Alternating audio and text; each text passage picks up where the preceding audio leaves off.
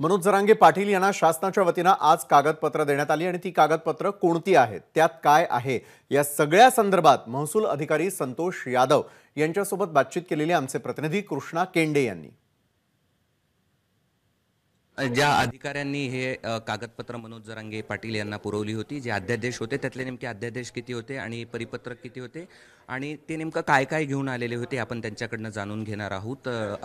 Yadav sir आपल्यासोबत आहेत। Sir, मला एक सांगा की किती अध्यादेश आहेत यामध्ये आणि काय काय आहे।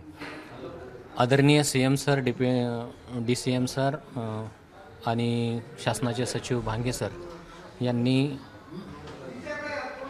संभाजीनगरचे कमिशनर सर यांनी जे जे काही पाठपुरावा केला, त्याचे जे जे अध्यादेश निघले ते सकाळीच भांगे सरांनी मनोजदादांना आणून दिले आणि त्या शासनाच्या सगळ्या सर्व परीने त्यांना जे जे अध्यादेश पाहिजे होते ते त्यांनी दिले। त्याच्यात ते 54 लाख नोंदींचे जे मनोजदादांनी सांगितलं, तर ऑलरेडी ते 57 लाख नोंदीचा तो अध्यादेश होता।